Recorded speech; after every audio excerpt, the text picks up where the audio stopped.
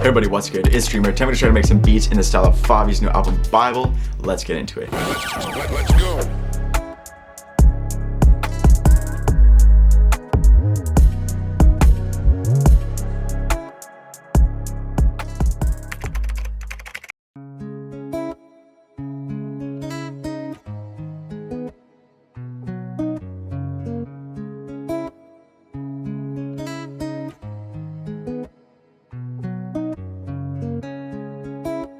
And then this little lead right here, just playing the root notes of the chords.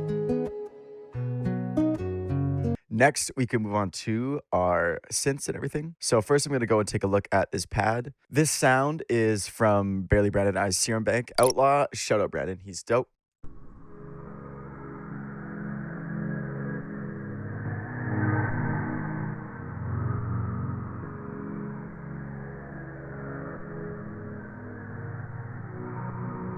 As you can hear, like, it adds just a crazy amount of depth to what's already happening in the sample. We can move on to our next pad. This is an Analog Lab 5.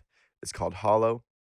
I've actually been really digging a lot of Analog Lab stuff lately. It's just some of the sounds are just super unique and just you don't hear them in a million things. So yeah, this one's called Hollow. Nice little pad. I'll play it for you now.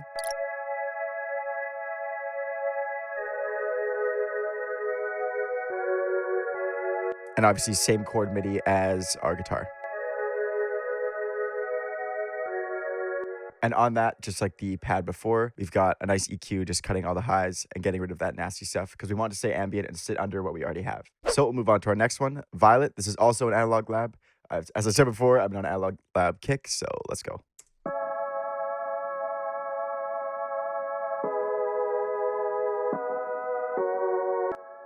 And on this one, I've got my first EQ, big low cut, big high cut, as we always do.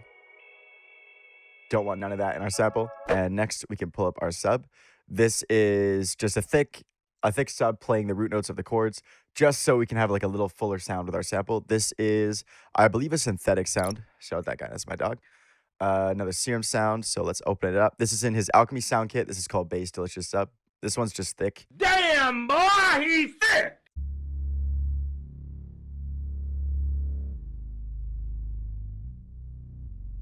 In terms of leveling for the sub, I like to keep it pretty quiet in the sample because I know people are going to add an 808 later. And I just want it to sound a bit thicker. I don't want it to be like an actual full-on bass line. So after our sub, the last thing we have in these samples is the reverse piano and the Vox. So let me pull up our reverse piano.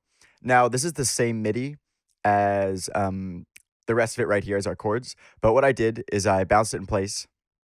You can uncheck bypass effect plugins or check it. This is just going to see whether or not you want your plugins on your bounce track. So yeah, you hit that, you hit OK. It'll bounce in place, so make it audio. And then you just go ahead and you chop it where the transients are, where your chords are.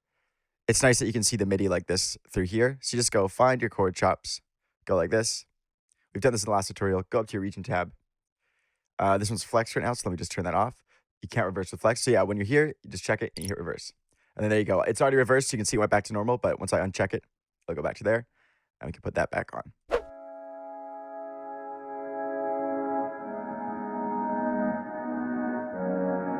Now, on that track, we've got an EQ, just taking out some of those lows and those low mids. I've got it pitched up 12 with Wave Sound Shifter. And then we've just got another EQ just to take some of those highs away again. And then after that, we can just solo our vocal chops. These are a mix of Splice and Arcade. So let's listen.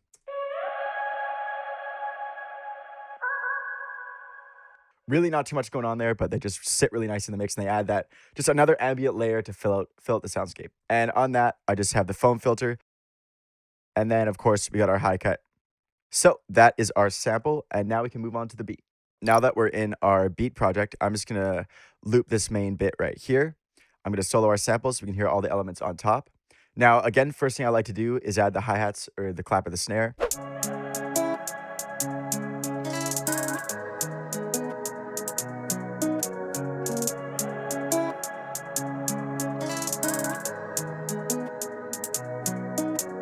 Now, again, what I like to do with these hi-hats is I like to mess with the velocities. If you're in Logic and you're in the piano roll, you can just hit A, see the note velocities. And as you can see, all the way through here, I've got these crazy changes just so it sounds more interesting and you're not hearing just a static, loud hi-hat going throughout the whole thing. After that, we can move on to our clap and our snare.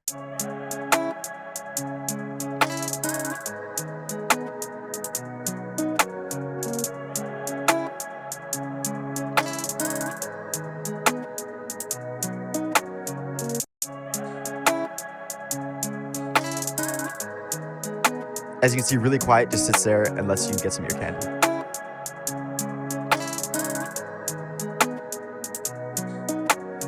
So after that, we can go ahead and we can pull up these. These are like classic drill crashes and sound effects. And I think these just fully make it a drill beat. So I'm gonna let you guys listen to these.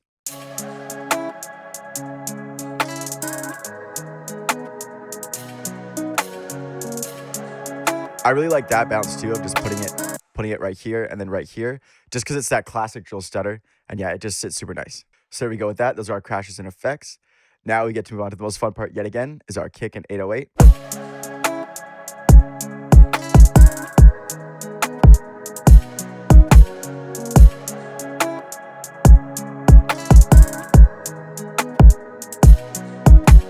On our kick, we have our classic compressor. I like to use vintage option. I have it limited, soft distortion. Makeup gain come up a lot. Again, attack is going to make all the difference in the punchiness of your kick. So that's a super important part. You want to mess with your attack and your threshold and your makeup gain. Those are going to be like a big factor on whether your kick sits nice and it punches through.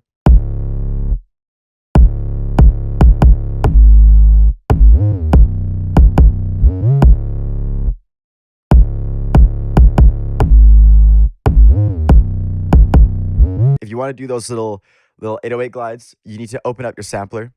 And then you need to make sure when you're on mode, you got to hit details here to open up this tab. Mode, you want to be on legato. If you're on mono, it's just going to play one note, and probably it'll play a few, but it won't glide between them. And then once you're on legato, you mess with this glide millisecond until you find a spot that sits right and just sounds good to your ear.